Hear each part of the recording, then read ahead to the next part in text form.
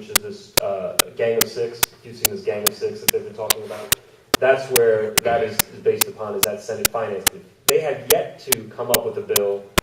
They have a basic outline that's publicly available now, a basic outline of a bill, but they've yet to introduce a bill and take it to what's called a markup, which all the other committees did, a markup where they would amend and deal with the bill.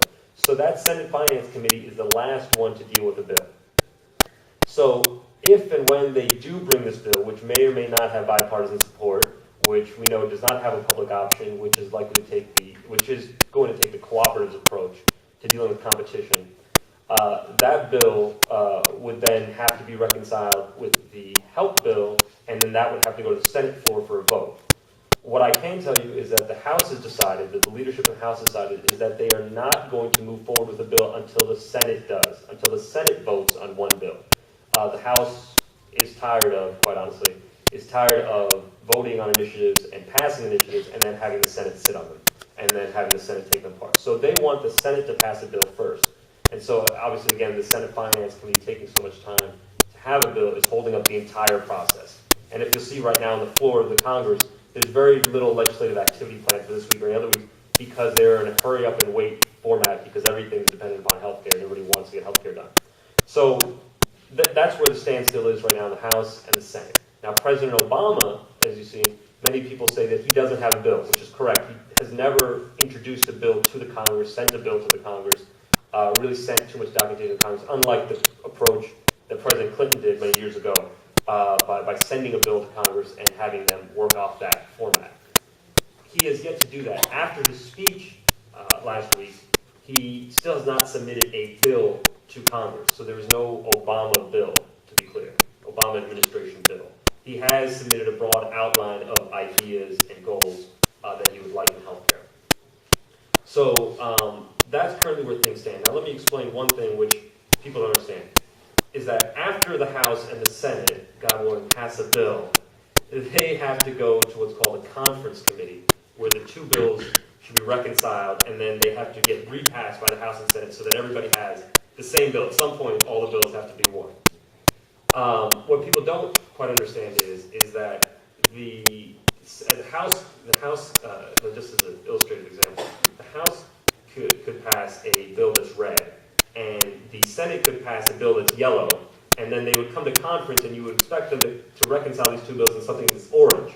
But what they could come up is something that's blue. So that's currently where things stand. I can tell you, as somebody who works for a member of Congress who's been very involved in healthcare, this has been on for a long time. They've had many meetings about this. It's very detailed. Quite honestly, it is very difficult to understand. It is very lengthy. Most members of Congress and most staff here, quite honestly, don't have their arms fully around the bill because it's not a simple thing, nor should it be, because it's a very complicated measure. I'll tell you that we had town halls that members are very harried after having many town halls. We had a town hall that attracted about 1,250 people. Usually you send out a mailer to every person in your district begging them to come to a town hall and you get about 50 people. You're lucky to get 50 people. So this whole experience that members went through this last break was very different on this issue, and it's galvanized a lot of people.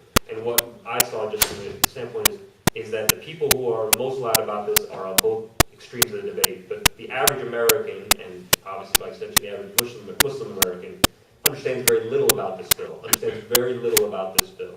and the media is giving them very little about this bill, and it's understanding very little. And the idea is, one thing to understand is that the comprehensive approach is all tied together.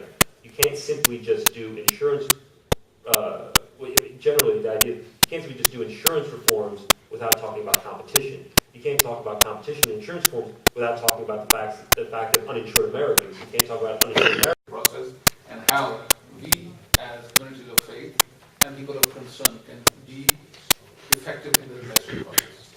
Thank you so much. Assalamu alaikum.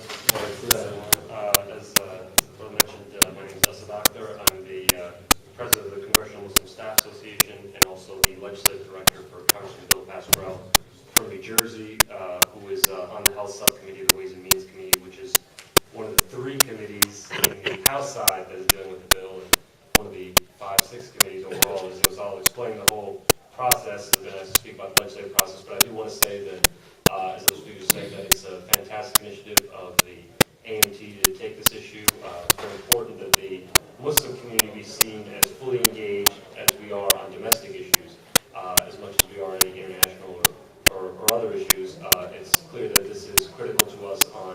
both the service side, as in doctors, and the delivery side, as in constituents of America. We both give and receive health care at a very high rate in this country, and we have to be concerned about it.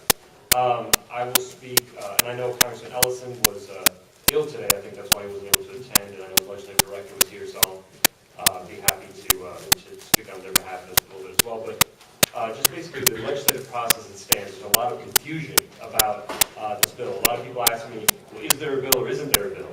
And the answer is kind of. There's kind of a bill. There is a bill that has been passed in slightly different variations in 3 committees of the House. As I mentioned, my boss is on the Ways and Means Committee that deals in large part with taxes, and in large part to do with how the bill is paid for, and certain other components of it. The Energy and Commerce Committee, which is one of the primary committees that deals with healthcare, and the Education and Labor Committee. So these 3 committees in the House side have taken up the bill before August. You saw before August. They took up a bill, passed the bill with various amendments, and the problem is that before we went into recess in August, they never reconciled these 3 bills into one bill that would go to the House floor and be passed by the House. So to this point, the House of Representatives as a whole has not voted on any one bill. They have not all voted. So this criticism or complaints of any member, most members have not taken a vote on this health care bill yet. And that's a very clear and important point to note. So this bill is still sitting on the House side, 3 different bills. The last committee, you may have heard a lot of talk about the Blue Dog Democrats and the changes they were making to the bill, the kind of drawn-out debate that happened on the House side before the August recess.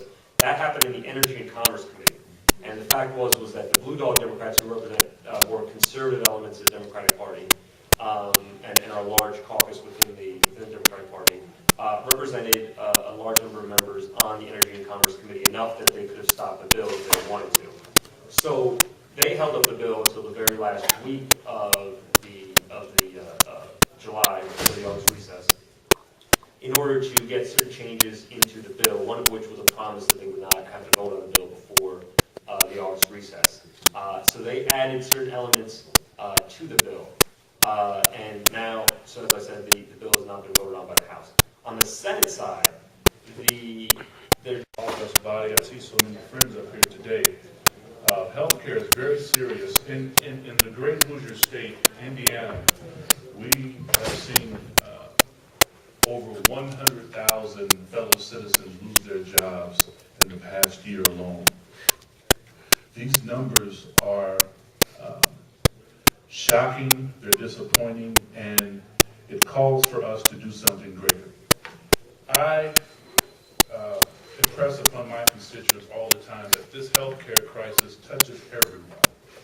It doesn't discriminate against race, it doesn't discriminate against religion, creed, but it is universal. I received a letter a few weeks ago from a constituent who was a survivor from breast cancer, and she had 2 serious surgeries, and she has a good job. But her greatest fear, because now they're cutting back, is that if she were to lose her job, she wouldn't have any coverage. This issue is so critical, and I think as a Muslim, proud American, I think now we have a great opportunity to move our position to the forefront. We want to talk about dawah. We want to talk about the promotion of the faith. We want to talk about proselytizing, which I think is probably